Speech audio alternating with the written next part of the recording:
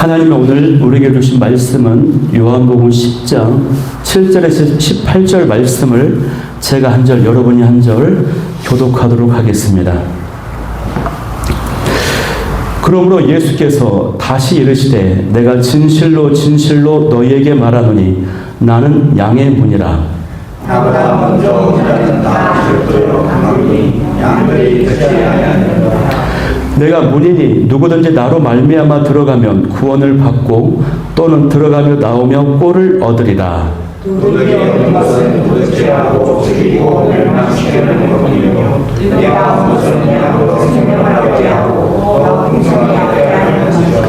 나는 선한 목자라. 선한 목자는 양들을 위하여 목숨을 버리거니와 사꾼은 목자가 아니고 양도 제한하니라. 이리가 없는 것을 양을 보고 달아나는 이리가 양을 보고 도둑질하니라. 달아나는 것은 그가 사꾼인 까닭에 양을 돌보지 아니함이나 나는 선한 목자라. 나는 내 양을 알고 양도 나를 아는 것이. 아버지께서 나를 아시고 내가 아버지를 아는 것 같으니 나는 양을 위하여 목숨을 버리노라. 또 이 우리의 듣지 아니하는 양이 내게 있어 내가 인도하여 할 테니 그들도 내 양을 보고 한 물건하여 한 목자에게 있으리라. 내가 내 목숨을 버리는 것은 그것을 내가 다시 얻기 위함이니 이로 말미암아 아버지께서 나를 사랑하시느니라. 이를 내게서 빼앗는 자가 있는 것이 아니라 내가 스스로 버리노라. 나는 버릴 권세도 있고 다시 얻을 권세도 있으니 이 계명은 내 아버지에게서 받았노라 하시니라. 아멘. 네, 저는 오늘 이 시간에 선한 목자라는 제목을 가지고 오늘 말씀을 나누도록 하겠습니다. 네, 또 유머 하나 하고 시작하겠습니다. 바둑을 좋아하는 목사님이 계셨습니다. 일주일 내내 그 주간에 여유만 있으면은 바둑을 두셨습니다.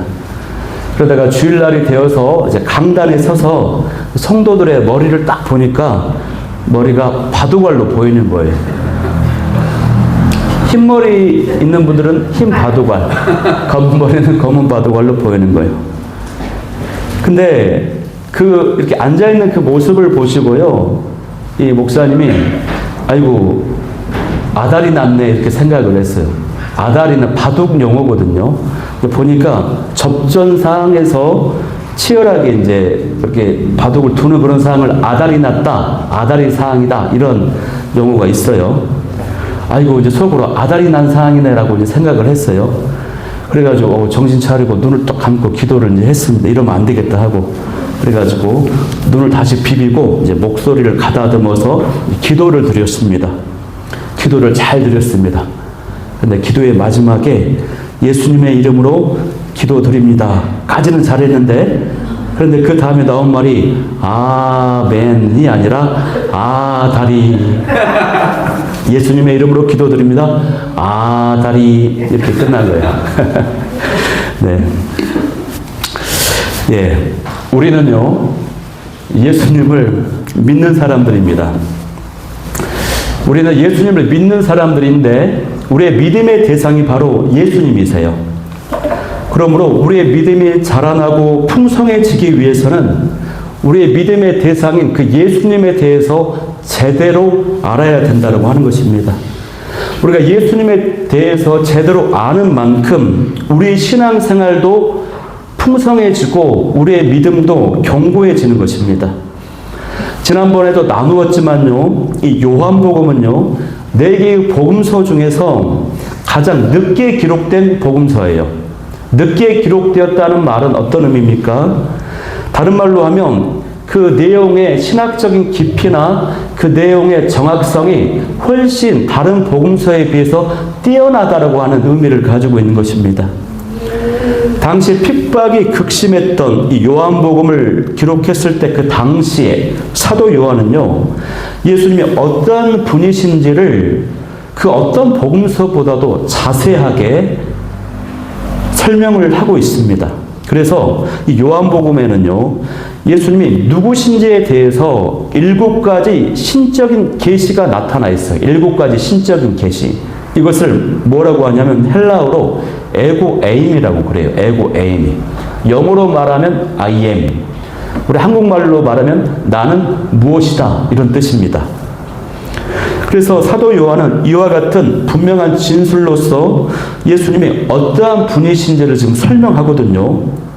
그런데 그 에고에임의 7개의 신적인 진술 중에서 오늘 읽었던 이 본문 요한복음 10장 7절에서 18절 이 말씀 안에 그 신적인 계시가 2가지나 들어있다고 하는 것입니다.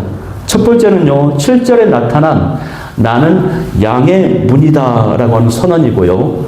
다른 하나는 11절에 나타난 나는 선한 목자다 라고 하는 예수님에 대한 진술인 것입니다.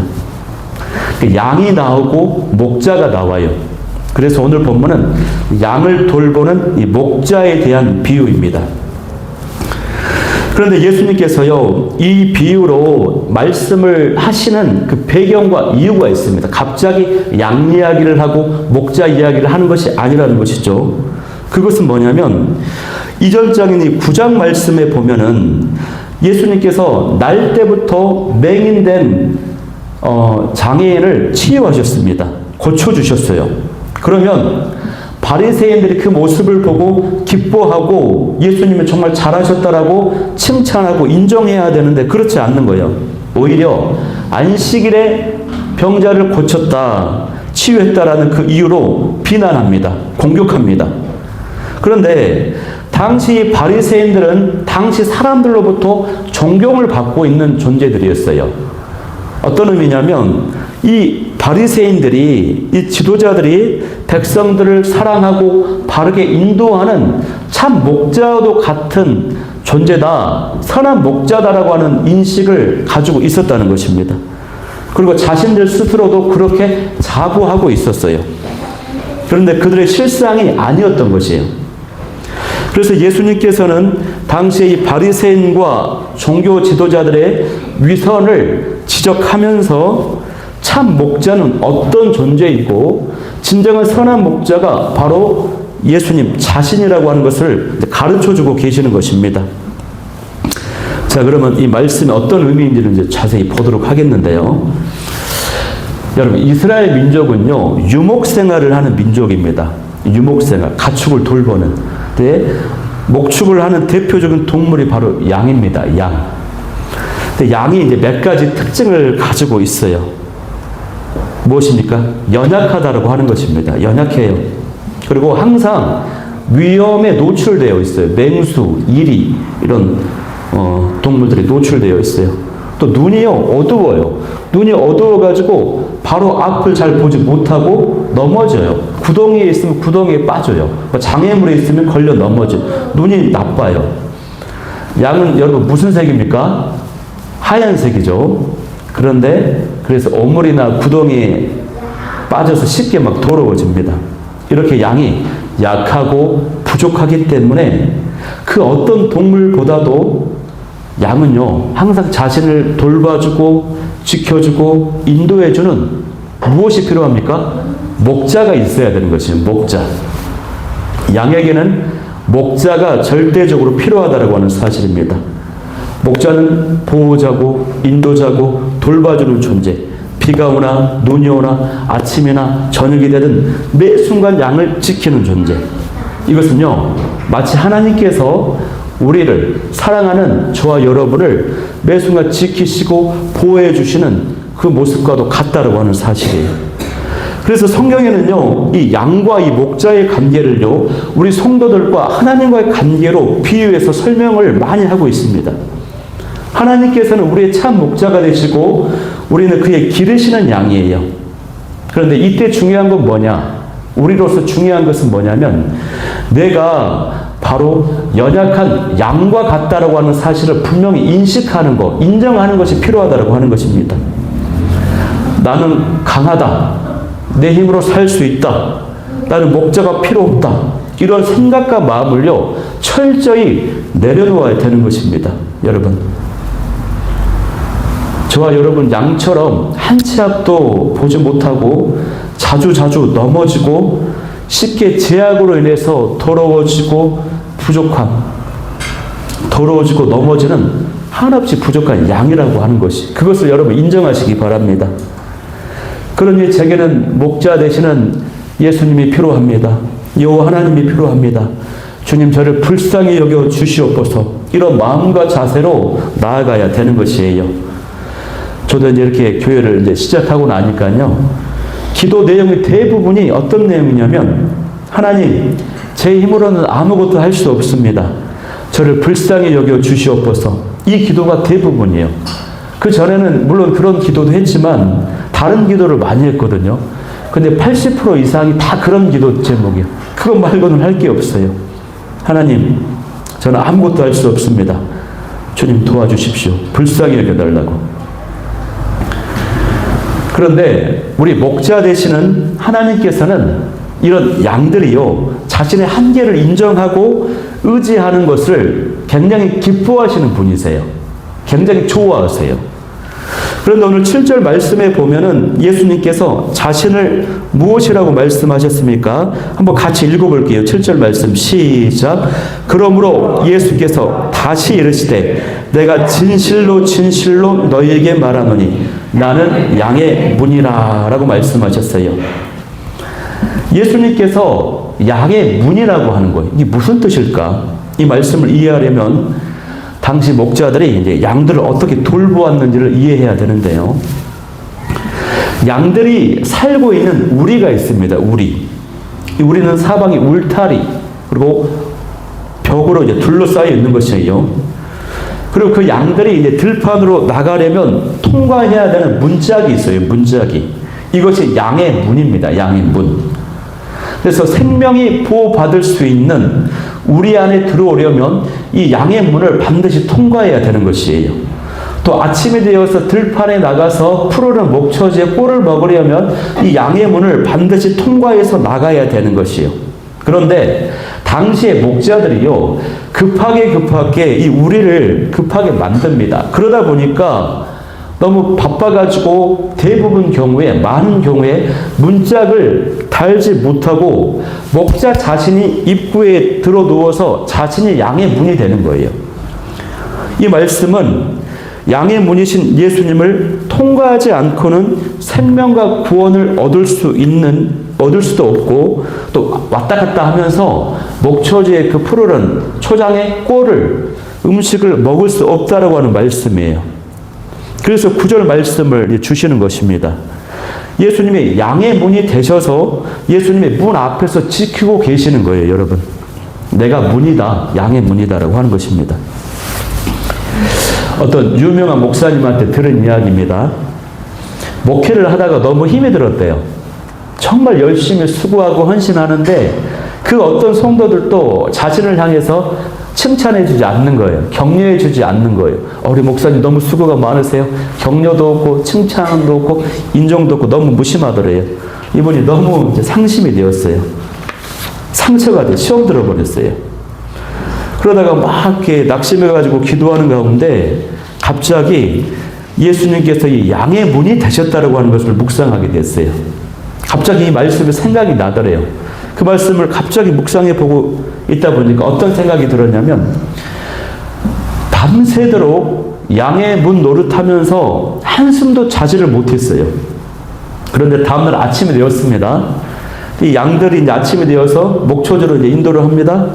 나갈 때 그 양들이 밤새도록 그 양의 문 역할을 하면서 자신들을 지켜준 이 목자에게, 예수님에게 이 양들이요, 한마디도 안 하는 거예요. 우리 목자님 수고 많으셨어요. 고마워요. 감사해요.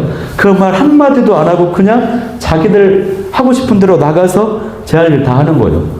풀을 먹고 놀고 그러다 또 들어오는 거예요. 이것이 바로 양의 문의 사명이에요. 목자의 사명이에요. 그것을 묵상하면서 시험거리에서 벗어났다라고 하는 그 이야기를 들은 적이 있습니다. 그럼에도 불구하고 저희 교회는 서로 격려하고 칭찬하고 그런 교회가 되었으면 좋겠습니다. 네.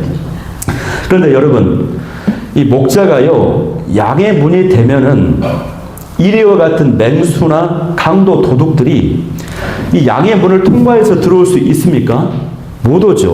왜냐? 이 목자가 막아주시는 것입니다. 한밤에 다 잠잘 때 이 양들이 문을 통과해서 위험한 곳 밖으로 나가려고 하면 나갈 수 있을까요? 못해요. 양의 문이 대신 목자가 딱 붙잡는 거예요. 지키는 거예요. 못 나가도록. 그러면 이 맹수나 도둑들이 어떻게 들어올까요? 그것은요, 그 울타리, 우리 벽을 넘어서 뚫고 들어온다는 것입니다.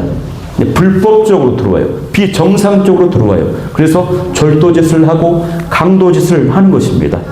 마찬가지로요, 저와 여러분의 그 영혼을요, 절도짓하고 강도짓하는 못된 것들이 있습니다. 이것들은요, 말씀을 통과하지 않고 다가와요.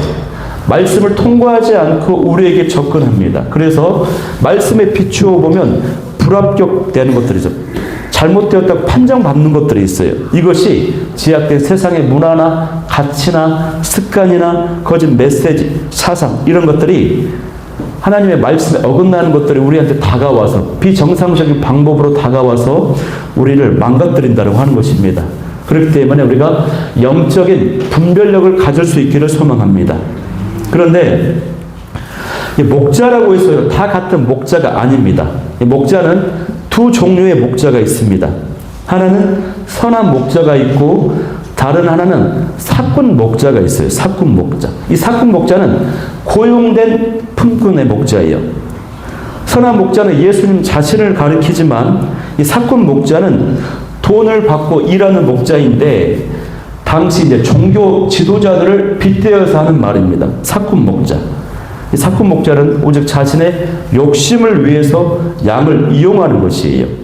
그래서 양을 통해서 얻게 되는 그 양털, 양고기, 또 품삯에 관심이 많아요. 사꾼인 까닭에 양을 제대로 돌보지도 않고 이리가 오는 것을 보면은 맹수가 다가오면은 양을 버리고 막 도망가 버립니다. 그러니까 진짜 자기 양이면 지키고 할 텐데 자기 양이 아니기 때문에 돈을 받고 잠시 돌보는 그런 목자를 사꾼 목자라고 하는 것입니다. 그렇기 때문에요, 여러분, 예수님은요, 저와 여러분의 선한 목자가 되신다고 하는 사실입니다. 이제부터가 잘 들어야 돼, 말씀을. 우리는요, 이 말씀을요, 익히 다 알고 있어요. 예수님이 선한 목자 되신다고 하는 거. 그러나 이 시간부터는 우리가 우리의 마음을 내려놓고 나에게 선한 목자가 되시는 그 예수님이 나에게 구체적으로 어떠한 분이 되시는지를 겸손한 마음으로 듣고 마음에 새길 수 있는 저와 여러분이 될 수 있기를 소망합니다. 자, 오늘 말씀을 보면은요, 예수님이 오늘 본문에서 선한 목자의 특징 3가지에 대해서 설명하거든요. 첫 번째는 뭐냐면 우리에 들어가도록 따뜻하게 인도하시는 분이 우리 예수님이세요. 양들에게는요, 그들이 살고 있는 우리가 있습니다. 우리. 일종의 집과 같죠. 바깥에서 푸른 초장을 찾아서 꼴을 먹고 해가 저물면은 우리 안에 들어와야 됩니다. 그래야 맹수로부터 보호받을 수 있어요. 추위로부터 보호받을 수 있는 것이에요. 바깥에는 음식이 없어요. 죽음이 있는 곳이에요. 이제 우리에 들어와서 보호받을 수가 있다라고 하는 것이에요. 한마디로 이 우리는요, 뭐냐면요, 교회라고 할 수 있어요. 교회 공동체라고 할 수 있어요. 양들이 안전하게 지켜지고 보호받는 곳. 이 선한 목자는요, 온종일 양을 치다가 오돔이 깔리면 안전한 곳인 양들의 집인 우리로 이들을 이끄는데, 이들을 이끌 때 어떻게 인도하냐면 뒤에서 막 압박을 하고 몰고 가면서 양을 인도하는 게 아니에요. 양을 목자가 인도하는 방식은 앞에서 이끕니다. 앞에서. 어떻게 이끌까요? 앞에서 음성을 내서 인도하는 것이에요. 왜 그렇습니까? 양은요, 자기 목자의 음성을 듣습니다. 소리를 알아요. 음성과 소리를 듣습니다. 그냥 단순히 듣는 것이 아니라 그 소리의 의미를 깨닫고 이해하고 인도함 받는다라고 하는 것이에요. 양이 모든 신체 기능이 약하지만 유일하게 발달된 기능이 이 귀입니다. 귀. 소리를 듣는 이 귀. 청력이 발달되어 있어요. 그래서 양은요, 자기 목자가 어디 있는지 다 알아요. 그래서 목자를 친절하게 인도하는 것입니다. 그러니까 뒤에서 막 들개라든가 어떤 막 짐승을 동원시켜가지고 막 채찍질로 후려치면서 양들을 뒤에서 몰고 가는 게 아니에요, 원래는. 앞에서 목자의 음성을 내서 양이 따라오도록 인도한다라고 하는 것입니다. 친절하게 인도하는 거죠, 친절하게. 겁을 주거나 절대 위협하지 않아요. 이게 목자입니다, 여러분. 그래서 3절 말씀, 우리가 읽진 않았지만 3절 말씀에도 보면은 양의 이름을 부르며 간다라고 했습니다. 목자는요, 양의 이름을 다 지어준대요. 특히 양의 그 특징적인 모습을 보면서 이름을 지어주는 것이죠. 예를 들면, 뭐, 초롱이, 흰둥이, 뭐, 검둥이, 까불이, 뭐, 이런 식으로, 똥똥이, 뭐, 이런 식으로, 전박이. 제가 예전에 강원도 평창에 이제 양떼 목장을 갔는데, 양떼가 많아요. 제 눈에는 그 양이야. 거기서 거기 다 똑같아. 근데 목자는 안다는 것이에요. 그렇게 해야만 또 수많은 양떼들 사이에서 섞이거든요. 각 목자들의 양이. 그래서 이게 이제 자기 소의 양이 이제 구분되도록 이제 본다라고 하는 것입니다, 여러분. 이처럼 양은요, 목자의 음성을 듣고 목자는 그 양의 이름을 부르면서 따뜻하게 인도하시는 것입니다. 이 목자와 양의 관계가요, 너무나도 친밀하고 인격적인 관계라고 하는 것입니다. 단순히 사람과 동물의 관계가 아닙니다. 그 관계는 사랑의 관계, 돌봄의 관계, 가족 같은 관계예요. 집에 애완견이 있으면요, 이거 애완견이 그냥 하나의 가족이 되어버려요. 어제도 우리가 전도하다 보니까 이제 몇 분이 애완견을 데리고 막 지나가더라고요. 그래가지고 우리 강아지 보고 엄청 예쁘다고 막 엄청 사랑스럽다고 잘생겼다고. 왜 그랬을까요? 그 영혼의 마음을 기쁘게 하려고 막, 우리 구집사님 막, 또 막, 애써서, 이쁘다고 막, 그러면 그 주인이 막 기뻐하잖아요. 물론 예쁘기도 했어요. 네. 미국에 어떤 실험 연구를 했는데, 공원에 나가서 강아지를 데리고 온 이 사람들에게 1억을 줄 테니까 그 강아지 나에게 넘겨라. 라고 실험을 했어요. 근데 거의 대부분이 고민을 잠시 하더니 안 된다고. 이건 내 친구다. 내 가족이다. 가족과 친구를 어떻게 넘길 수 있냐고 막 그랬다라는 것이에요. 자, 여러분. 중요한 것은요, 제가 따뜻하게 우리를 인도하시는 분이라고 했죠. 선한 목자의 첫 번째 특징.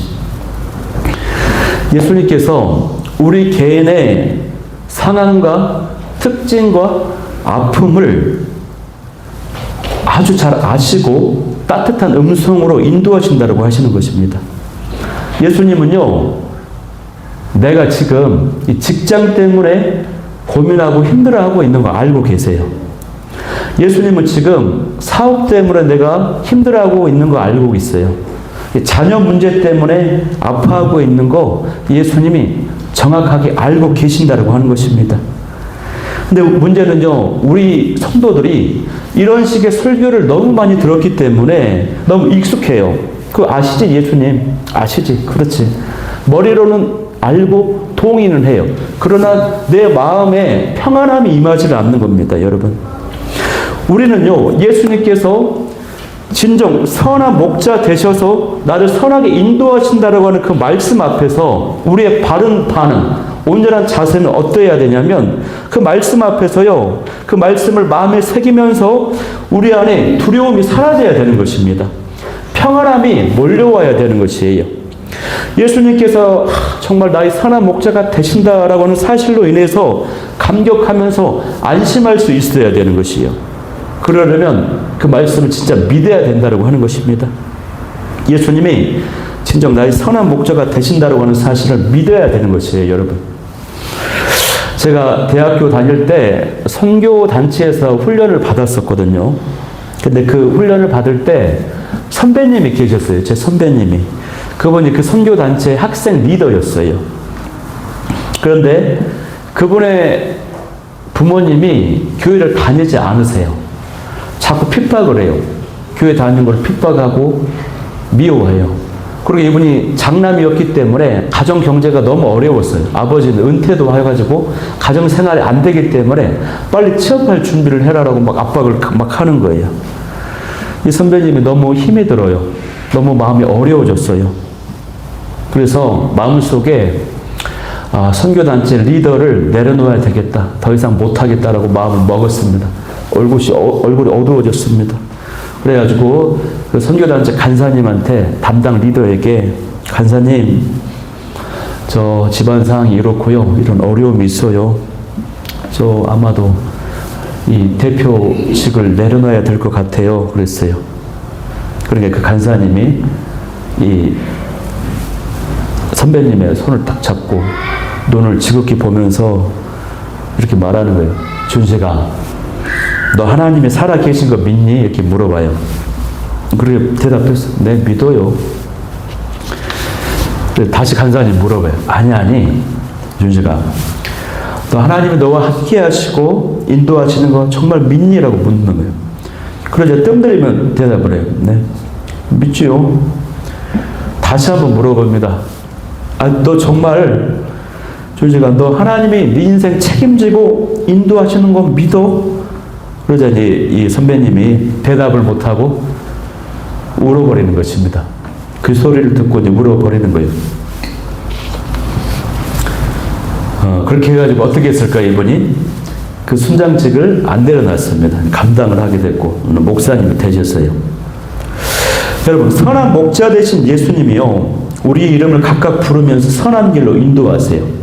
그러니 우리는 그의 부르심과 그의 음성에 귀를 기울이기만 하면 되는 것입니다. 이 사실을 믿음으로 우리 마음이 평안함이 회복될 수 있기를 간절히 소망합니다. 그런데 다음 두 번째 특징이 있습니다. 그것은 뭐냐면요, 선한 목자의 특징은요, 꼴을 따라 풍성하게 먹이신다라고 하는 뜻입니다. 자, 우리 10절 말씀을 한번 합독해 볼게요. 10절 말씀. 자, 시작. 도둑이 오는 것은 도둑질하고 죽이고 멸망시키려는 것뿐이요, 내가 온 것은 양으로 생명을 얻게 하고 더 풍성히 얻게 하려는 것이라. 아멘. 그러니까 선한 목자이신 예수님의 주된 관심은요, 그 목적은 어디에 있냐면 우리가 풍성케 되는 데 있어요. 우리가 잘 되는 데 있어요, 여러분. 우리는 그런데 여기서 이 풍성하게 하다라고 하는 뜻이 어떤 의미인지를 명확히 살펴봐야 됩니다. 여기서 풍성함이라고 하는 뜻은요, 차고 넘친다, 부족함이 없다라고 하는 뜻이거든요. 그런데 사실 이 의미를 어디에서 더 분명하게 알 수 있냐면, 이 말씀은요, 구약의 다윗이 여호와는 나의 목자시니 내가 부족함이 없나이다라고 고백했던 그 시편 23편의 내용을 보면은 이 풍성함의 의미가 무엇인지가 또 분명하게 나타나 있습니다. 시편 23편에 보면요, 풀밭에 누이시는 평안함이 있습니다.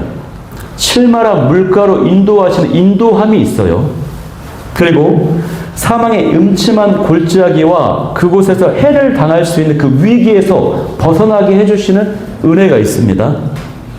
또 온수 앞에서도 상을 베풀어 주셔 상급을 주신다고 하는 것입니다. 또 하나님의 집에 영원히 거하게 하시는 은혜가 있어요. 이런 것이 바로 풍성함입니다. 그리고 이런 모든 것이 될 수 있는 이유는 뭐냐면 딱 한 가지인데, 여호와께서 나의 목자가 되시기 때문에 그렇다라고 하는 것이에요. 자, 다시 설명합니다. 이 풍성함이라고 하는 것은요, 물질적인 부를 말하는 것이 아니에요.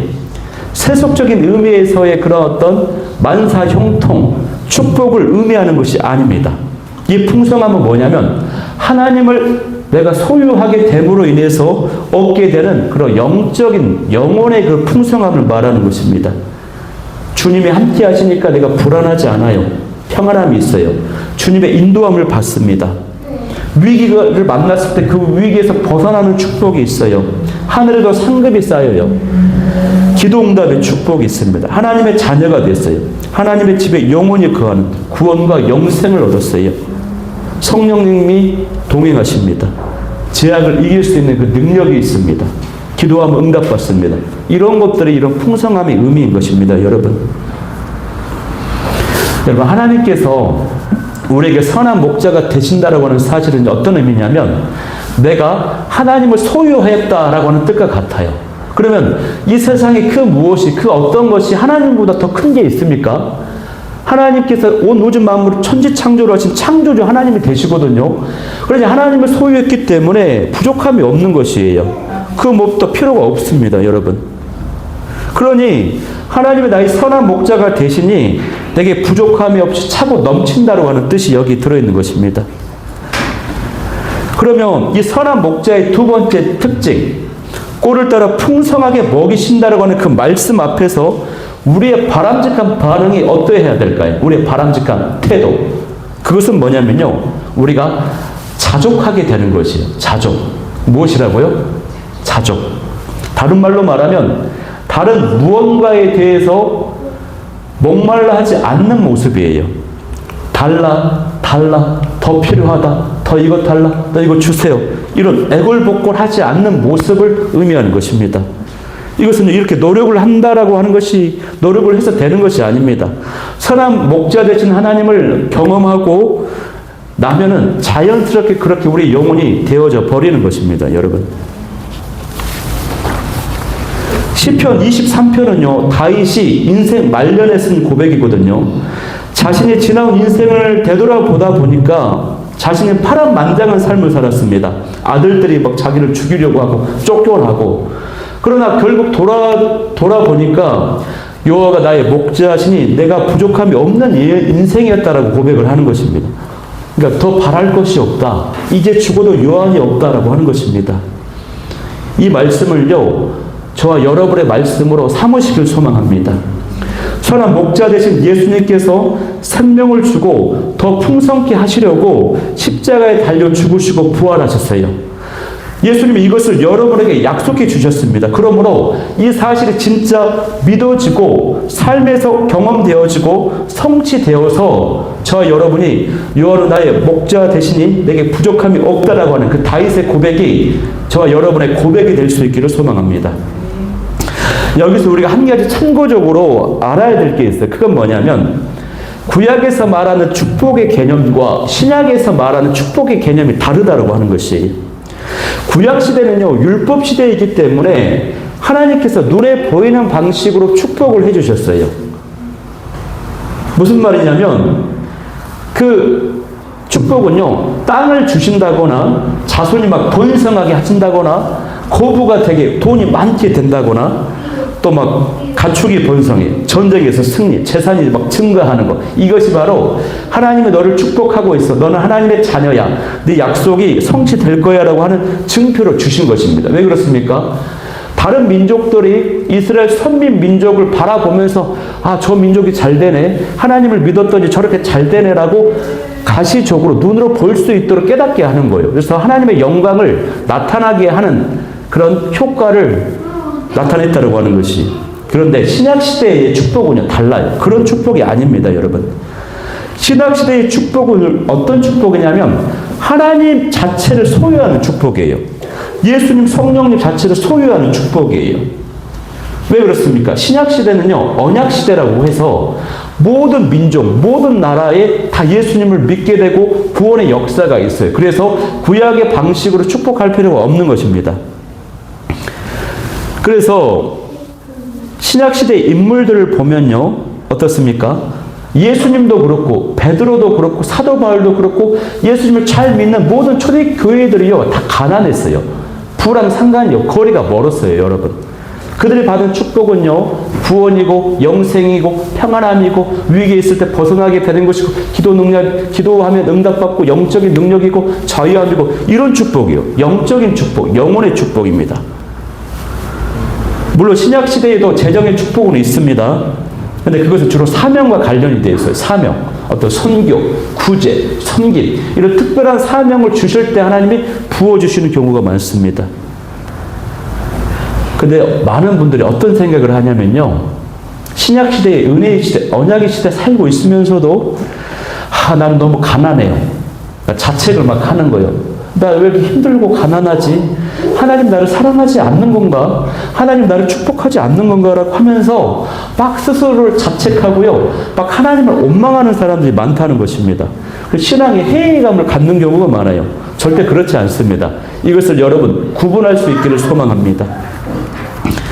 자, 그러면 마지막 세 번째 특징입니다.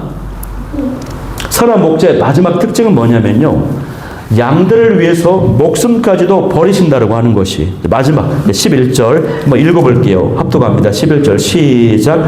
나는 선한 목자라. 선한 목자는 양들을 위하여 목숨을 버리거니와. 아멘. 선한 목자의 특징은 뭡니까?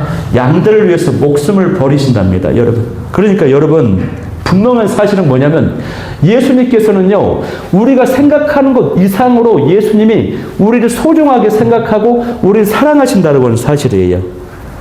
그러니 우리를 위해서 목숨을 버리셨다고 하는 것이죠, 여러분. 근데 사꾼 목자는 도망갑니다. 그런데 우리가 예수님을 사꾼 목자처럼, 예수님을 사꾼 목자처럼 이해하고 생각할 때가 많다라고 하는 것입니다. 그래서 하나님께서요, 그렇지 않다, 절대 그렇지 않다라고 예수님의 그 사랑이 어떤 사랑인지를 우리에게 가르쳐 주기를 원하세요. 그리고 그 가르침은요, 어디에서부터 시작되어 있었냐면 창세기 22장에서부터 시작이 되어 있었어요. 창세기 22장에. 거기 보면 어떤 내용이 있냐면 아브라함에게요, 하나님이 이삭을 번제단에 바치라고 그래요. 이거는 어떤 뜻이 있습니다. 창세기 22장까지를 보면 아브라함은요, 하나님의 놀라운 축복을 받았어요. 하나님 놀라운 은혜를 풍성히 받고 아브라함이 인도함 받았거든요. 아브라함이 잘못했어도 하나님의 은혜로 바꿔주셨어요. 또 이삭도 얻게 되었어요. 그래서 아브라함이 이제 가나안 땅에서 안정된 삶을 살고 있는 것입니다. 그런데 아브라함이 딱 생각을 해보니까 하나님이 자신에게 엄청난 축복과 은혜를 주셨는데 자기는 하나님께 드린 것이 없는 거예요. 드린 것이. 그래서 그 마음속에 언젠가 기회가 되면 하나님의 말씀하시면 때가 되면 하나님께 드려야지, 헌신해야지, 그런 마음을 가지고 이제 살고 있는 것이에요. 그런데 당시에 가나안 땅에는 어떤 문화가 있었냐면 사람을요, 제물로 드리는 그런 우상 숭배의 아주 잔인한 문화가 있었어요. 그리고 당시 가나안의 사람들의 생각 속에는 그 내가 섬기는 그 신에게 최고의 헌신은 바로 아들을, 자식을 번제로 불태워서 드리는 것이 최고의 헌신이다라고 생각하는 그런 생각과 인식들이 당시 있었다라고 하는 것입니다. 그래서 이때 하나님께서 그 가나안의 문화, 가나안의 그 방식을 이용하셔서 아브라함에게 나타나서 아브라함의 그 마음, 하나님께 그 무엇이라도 드리고 싶은 그 마음을 아셔가지고 하나님께서 그 모습으로 이삭을 바치라고 하셨던 것이에요. 아브라함이 얼마나 고민했겠습니까? 그래도 하나님 사랑합니다라고 그런 마음으로 이제 이삭을 드리려고 이제 죽이려고 하는 것입니다. 그때 하나님께서 멈추라고 하시죠. 그러면서 말씀을 주시거든요. 근데 그 말씀의 속뜻은 뭐냐면 이런 뜻인 것입니다. 아브라함아, 나는 가나안의 그 저런 못된 신들처럼, 잔인한 신들처럼 너에게 자식을 바치라고 하지 않는다. 난 너에게 선한 것과 은혜와 사랑만을 주고 싶은 하나님이야. 너는 나를 위해서 뭔가를 하지 않아도 돼. 나는 너에게 아들을 요구하지 않아. 그런데 그거 아니? 나는 너를 사랑해서 너를 위해서 내 아들을 너를 위해 바쳐. 너를 위해 죽여. 이게 나야. 이게 너를 사랑하는 하나님이야. 이런 것을 보여주시는 거예요. 그 사건 앞에 그 메시지가 들어있다고 하는 것입니다, 여러분. 하나님은 이 사건을 통해서 아브라함에게, 그리고 저희에게 하나님의 그 사랑과 마음을 깨닫게 해주시는 거예요. 보여주시는 거예요. 또 그렇게 애쓰지 않아도 돼. 오히려 나는 너를 위해 내 아들을 십자가에 달리 죽기까지 한 그런 사랑의 하나님이야. 라고 하는 사실입니다, 여러분. 그러니 여러분, 우리가 이런 선한 목자 되시는 예수님 앞에서 그 무엇을 바랄 수 있겠습니까? 여러분, 예수님이 이런 분이시라면 내 평생을 믿고 맡길 만한 분 아닙니까, 여러분? 여러분, 우리가 이런 예수님 앞에 우리의 모든 것을 믿고 맡기고 내 인생을 던져버릴 만큼 될 만한 분 아니십니까, 여러분? 예수님께서 우리를 위해 자신의 모든 것을 던지셨습니다. 이제 우리도 그 예수님을 위해서 그 귀한 사랑을 기억하면서 정말로 헌신하고 주님을 사랑하며 나아갈 수 있는 저와 여러분의 인생이 될 수 있기를 간절히 소망합니다. 오늘 이 말씀을 기억하면서 기도하길 원하는 기도 제목 3가지는요. 첫 번째, 선한 목자이신 예수님을 더 깊이 알고 믿게 하여 주옵소서. 두 번째는요, 주님 안에서 참된 풍성함과 자족을 배우게 하여 주옵소서. 세 번째는 목숨까지 내어주신 그 선한 목자의 사랑을 기억하며 헌신하게 하여 주옵소서.